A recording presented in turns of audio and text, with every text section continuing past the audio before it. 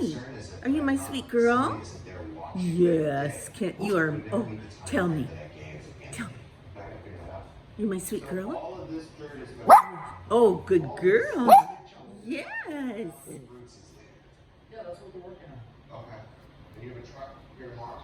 Poppy? Pop.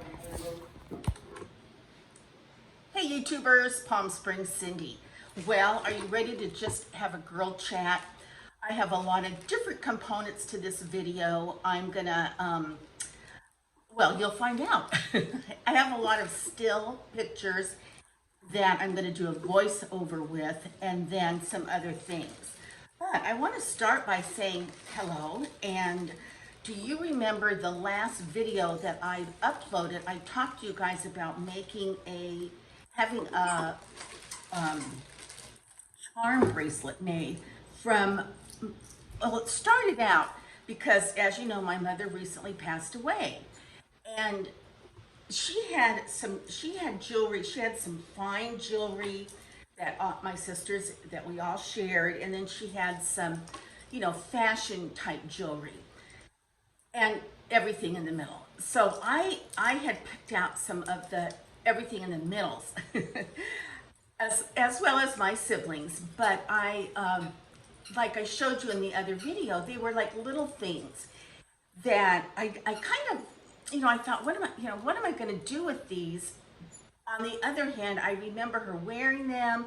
I remember her purchasing them, and so they were sort of special to me. So as I was going through kind of getting her things out and looking them over, I also got some of my things out and was looking them over. And I had more little pieces than I realized, and they were real gold. And so I did take them to the jeweler, and I'm going to show you what he made. You guys are going to love this. Okay, here's the bracelet. Here's the charm bracelet. And I had to purchase the bracelet. And then this, like this little butterfly, I remember I wore this on a gold chain. It was a little necklace. This is my mom's. And she used to wear that like on her jean jacket. And then this was a little heart, a little gold heart. I don't even remember buying it or whatever, but I had that. This little thing is an earring. That was my daughter's when she was a little girl. I had her ears pierced, which I should not have done it. And she did not like it. So anyway, but those were little gold earrings that I kept. And then I have a fraternity pin from the Sigma Alpha Epsilon, SAE, for anybody who's familiar with that. And then a Gamma Nu for sorority pin. So I have two college pins, I'll say. I think that's one, well anyway, that's one of them. I can't get them to twirl around. And then this little thing, for every 7th year or 10th year that we taught, our school district would give us this little apple. And it had diamonds in it, so that would have been like my 20th year or something. I actually ended up getting 3 of these apples, and I used them for earrings. And so they were kind of cute, but I've lost the other ones. But anyway, so I still had one of them, so I put that on here. Then this was my mom's, and she used to have that pinned to her jacket, her little blazers as well. Those are rhinestones. Then I've shown you this one before, but she got that in Kauai, my mom, little gold thong. And then I got this gold sand dollar. And she got this another trip, she got this gold pineapple. This was a gift for my daughter. And it's a little locket. And then that she never wore, so I ended up having it or keeping it. and I have another heart on here. I don't know why I have all these hearts. So anyway, look at that nice, very meaningful charm bracelet. I just love it. And I've always wanted a charm bracelet. So now I have one of my very own with my own charms. And I had these earrings fixed. They needed a back to them. These are my favorite, one of my favorite pairs of earrings. I got those in Sun Valley. I waited all summer to get them because they were expensive. And I thought if I still have money left over at the end of the summer, I'm gonna go get them. Then this came from a bracelet. And actually, I was wearing the bracelet and I noticed that this had fallen off. I thought, well, the bracelet has a big hole in it now. So I took it to a jeweler and I said, you know, can we add something? This was lost. And he said, you know, no, it's, so I sold it as scrap gold. And I came home and lo and behold, I found this. So I took this in and I had it made into an earring. And I'm gonna I think I'm gonna pierce my ear like up here and put it up there. Something like that. We'll see. Then and then my mother's ring, the pearl had fallen out of the ring. I found the pearl.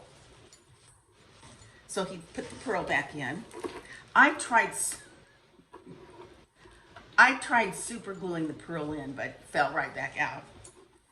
Then these are some of my favorite earrings also. These are beautiful. I just love these.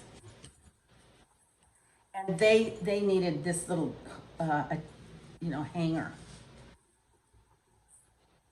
So I got those fixed. And then this is my all-time favorite necklace that Poppy broke. So he fixed the chain on that. And then I bought this chain. Whoops, let me see if I can show it to you. I bought this chain because my other gold chain is broken. So I bought this one. And then this was from my grandmother. This gold bar has her last name on it, and it was the top of her ID bracelet. And then this little flower and this heart were on a ring. So I got those and I thought, what am I gonna do with that? So I took those in and had that made. And I'm so glad I did. And the chain that I wore it on broke. So now I have a chain and I can wear it. Okay, so that is my fun jewelry story. I knew, this was not inexpensive. And it was something that I thought, someday I'll do that. And so someday came around and I did it. I took this off. I've been wearing it. It's quite clickety-clackety. So I took it off, but I can't wait to get my ear pierced. This is quite substantial. I also went to Home Goods and, it's September.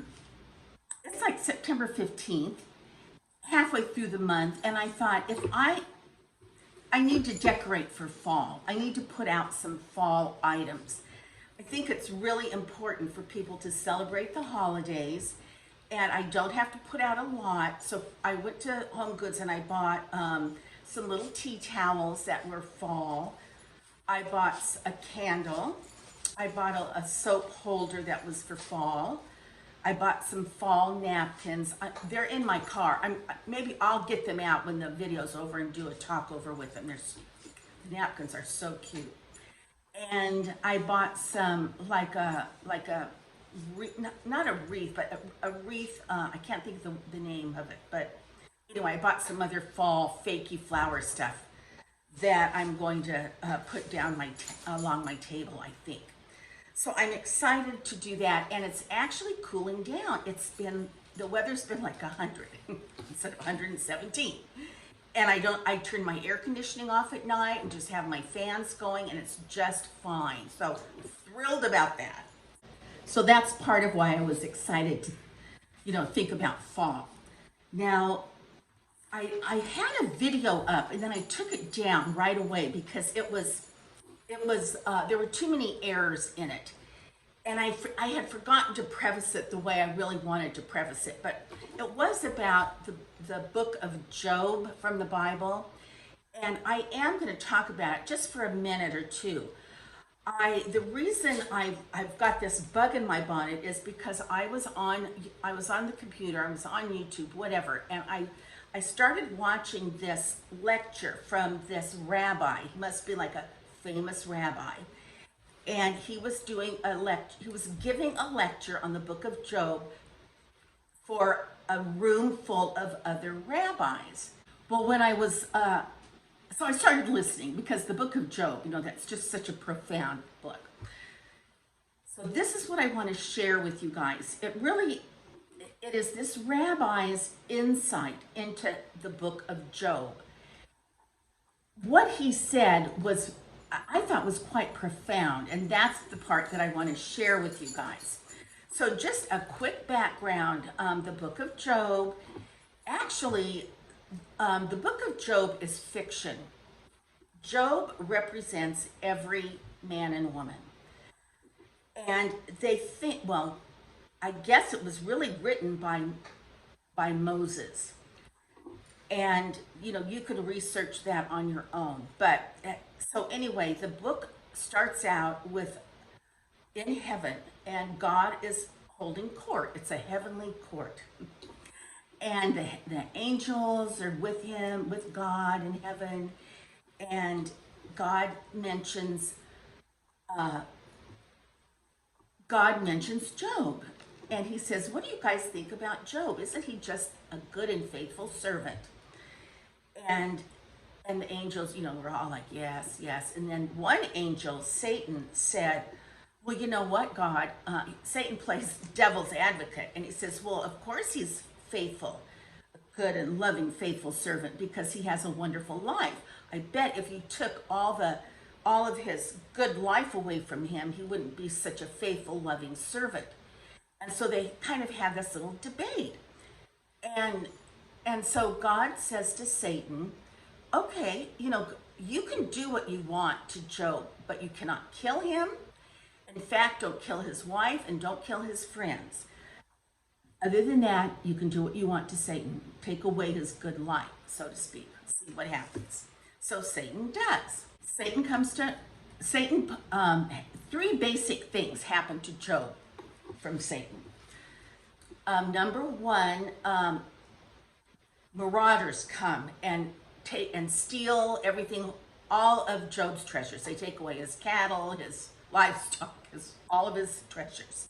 So he's no longer a rich man. The second thing that happens, his house collapses and his children die. He had like a bunch of kids.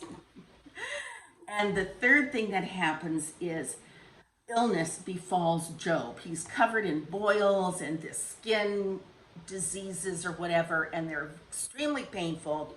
He's miserable and suffering. So those are three really horrible things. So then Mrs. Job comes down and says, after a while, and says, you know what, Job, why don't you just curse God?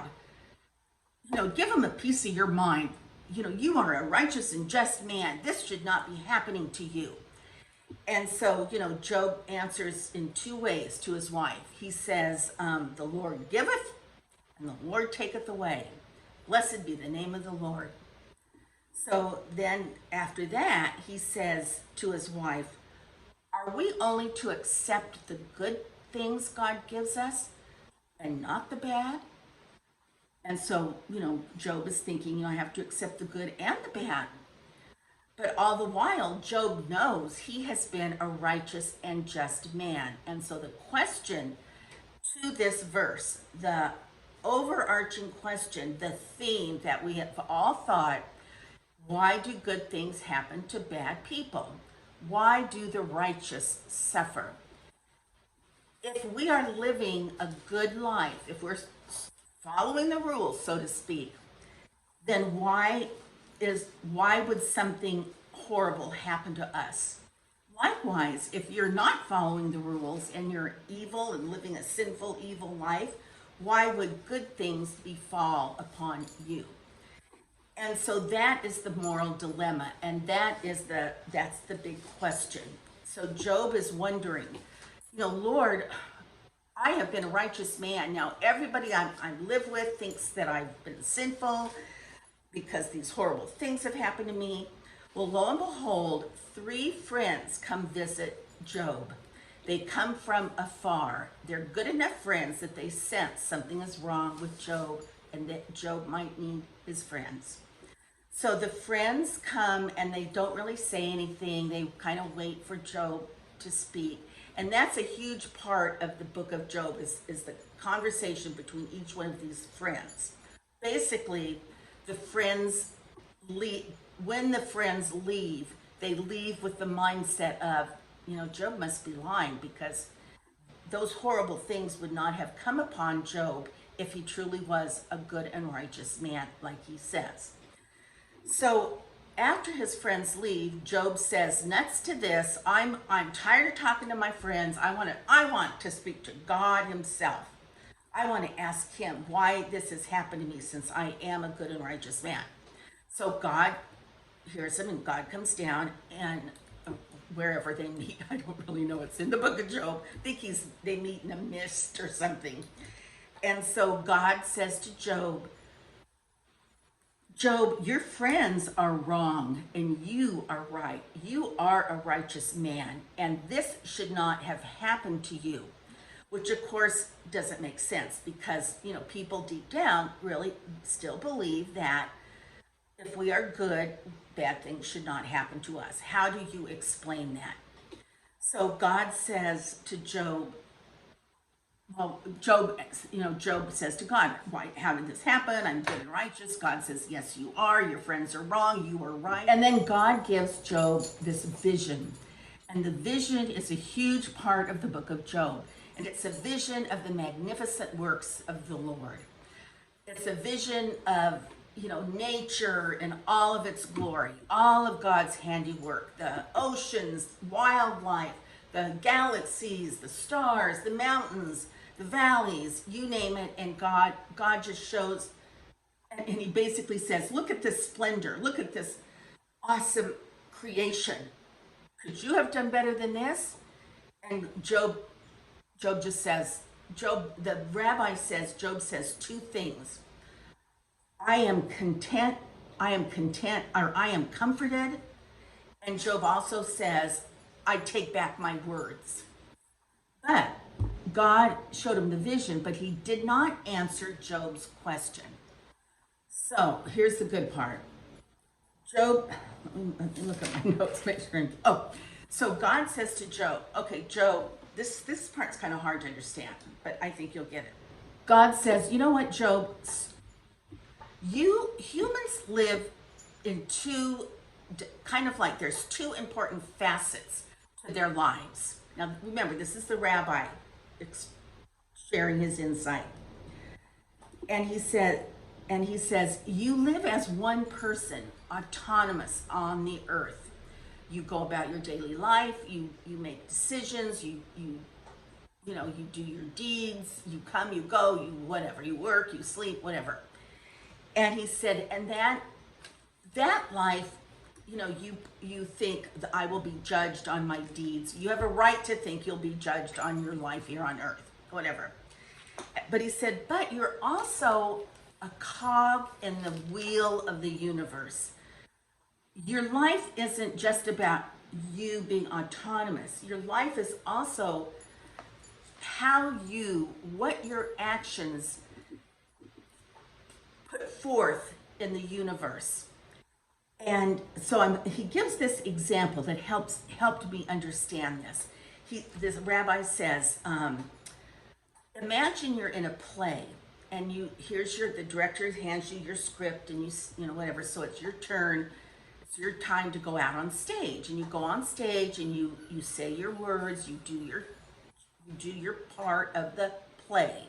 You walk off, your part is over. And then maybe you're unhappy with your part and you say to the director, I didn't have a very big part. I didn't like my part. I want a do-over. I want something more. I don't understand why I had to say this, do that, whatever. And so then the director would say to you, you don't understand, actor. Your part was just as important as everybody else's part. Your part was vital for the entirety, for this play to make sense. Your part was important and vital for this to all flow. What came before you was a prelude to what you had to say. And what you had to say was what followed, what the prologue after you said what you had to say depended on what you said. So your part in this play helped keep the whole play to make sense. It was all part of the play. So you know, it's a metaphor. So the director would be God, and the character would be us. And so we might say, you know, to God, I don't like this life. I don't like that this happened to me. I want a do-over. I want something different. And you know, God would say, you know, Cindy, you don't get it. There are events. I have a grand design. You don't know what that grand design is. I have a grand design, and what came before you, and now you, and what comes after you is all going to work together. And so you're human, and you don't understand the grandeur of my plan. And I'm gonna just take a sidebar here. And you know, there's that saying that says, we're but mere ants in the universe, so to speak. How would you explain a computer to an ant? Well, you can't. The ant can't speak our language. The ant doesn't even have a brain, I don't think. So, you know, basically, like, we're ants in the universe. So we don't understand the grandeur of God's plan because of our humanness. So God tries to explain to Job, yes, you're here on this earth, you're living your life autonomously, but you're also part of my greater plan. And then God says, keep in mind, this is the rabbi's interpretation. The rabbi says, Job, what I want you to know is, even though you went through these horrible things and you were a righteous man, what I wanted you to learn is that I was here with you. I am here with you now. I am always here with you. And I want you to lean on me. I want you to trust me that I have your back, so to speak. And I will give you what you need to go through your hard times. I will give you hope. I will give you perseverance. I will give you my strength, and so on. So Job did not get an answer to his question. In other words, God took away Job's question, and Job found God. So the moral of the story is that yes, hard times do come upon us, whether we are righteous or not. And the important thing is to know God is with us. He will give us what we need to get through it. We can lean on Him, and we have to trust our God. His ways are higher than ours. He created the universe. He has a plan, and we trust in Him. So that's my little Job essay, I'll say. I will link the rabbi's lecture in the bottom of this video. I decided this video was really long enough, so I'm not going to add the pictures I wanted to add. Instead, I will do that on my next video. So until our next conversation. Bye-bye.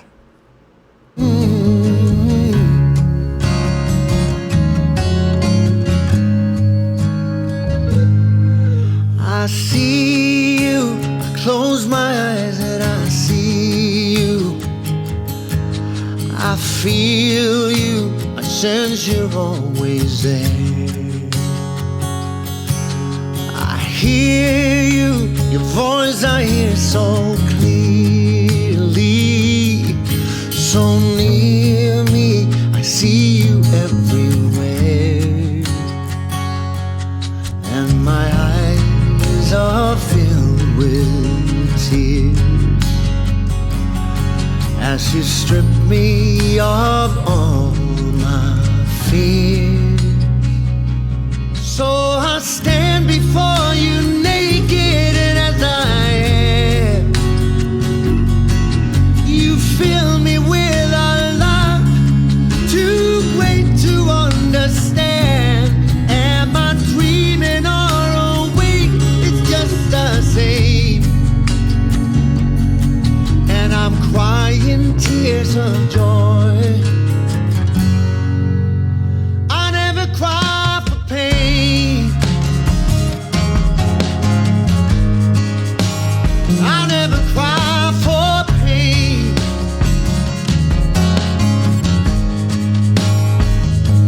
You heard me, I called your name and you